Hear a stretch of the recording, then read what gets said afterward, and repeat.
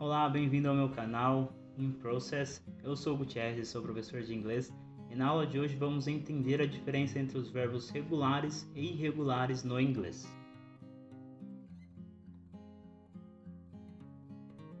Para começar, antes de tudo, o que é um verbo? Um verbo é uma ação. Tudo que fazemos, deixamos de fazer é considerado verbo. Por exemplo, correr, andar, comer, beber, lavar, escrever, estudar, ler, aprender, por aí vai. Gravar.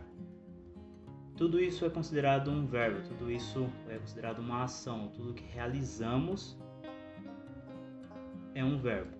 Em inglês, os verbos são classificados em dois principais tipos, regulares e irregulares. A diferença entre eles está na forma como são conjugados no passado simples e no particípio. Para começar, o verbo regular. Os verbos regulares, a forma do passado simples é obtida quando acrescentamos o ed ao infinitivo do verbo. Só fazendo um parênteses aqui, infinitivo de um verbo é quando ele está na sua forma pura, quando ele não foi conjugado de nenhuma forma, nem no passado, nem para o futuro, tá bom?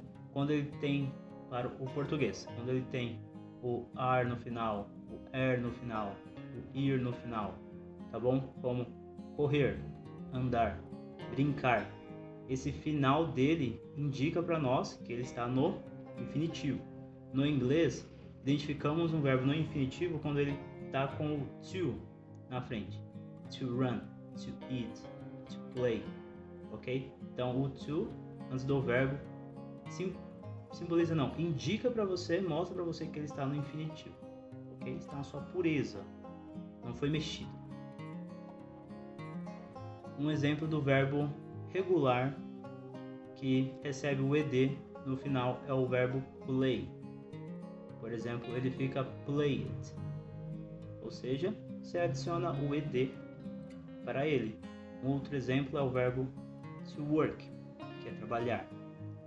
No passado, para o passado, adicionamos o ed e fica worked. Um outro exemplo é o live, que é viver. No passado, para o passado, ele recebe o ed e fica lived. Vou colocar na tela os 25 verbos regulares mais comuns. Aí você dá uma pausa para tirar um print ou anotar, beleza?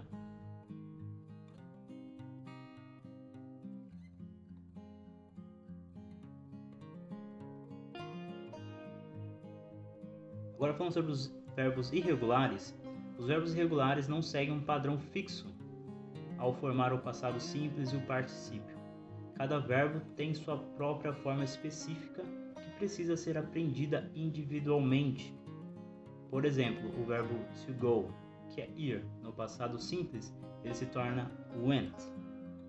E o particípio é gone. Então ele tem duas alterações, então ele muda duas vezes. Os verbos irregulares em inglês não seguem as regras típicas de adicionar o ed. Para formar o passado simples e o particípio passado, como acontece com os verbos regulares, em vez disso, eles têm formas únicas para esses tempos verbais e são memorizados devido à falta de um padrão consistente. É importante praticar e memorizar os verbos irregulares em inglês, pois eles são essenciais para a construção de frases no passado e em várias outras formas verbais. Por exemplo, o verbo to go, como eu falei, se torna went. O verbo to have se torna had. To come se torna came. To see se torna saw. To say se torna said. To take se torna took. Assim como os verbos regulares, eu irei colocar na tela os 25 verbos irregulares mais comuns. Então aí você dá uma pausa para tirar um print ou fazer suas notas.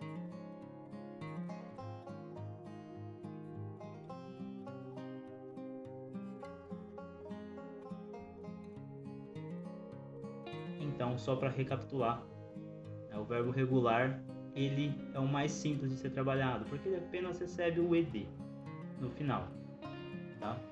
O verbo irregular já é mais complicado, exige um estudo mais a fundo, vamos dizer assim.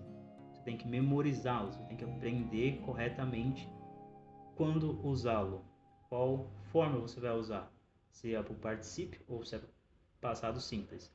O particípio é algo mais avançado. Se houver muitas dúvidas de vocês podem me mandar nos comentários que eu possa trazer um vídeo sobre isso mais no futuro. Mas no geral o vídeo é sobre tudo isso, tá? Verbos regulares e irregulares, eles são muito importantes na nossa vida, no nosso dia a dia, assim como no português precisamos nos expressar quando falamos no passado, no inglês. Se sua meta é aprender também o inglês fluentemente, você tem que saber usar os verbos no passado. Fato. Tá? Então, estudem, pratiquem, tentem memorizar essas palavras. Sei que elas serão de grande ajuda para você. Se esse vídeo também te ajudou, não esquece de dar o like, deixar o curtir, para mim saber que realmente te ajudou.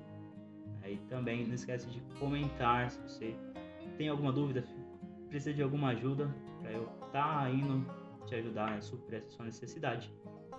E se você ainda não é inscrito no canal, não deixe de se inscrever para estar apoiando o meu trabalho aqui, para que eu consiga estar trazendo mais conteúdo para vocês sobre o vasto mundo do inglês. Bom, então é sobre isso a aula de hoje e até a próxima.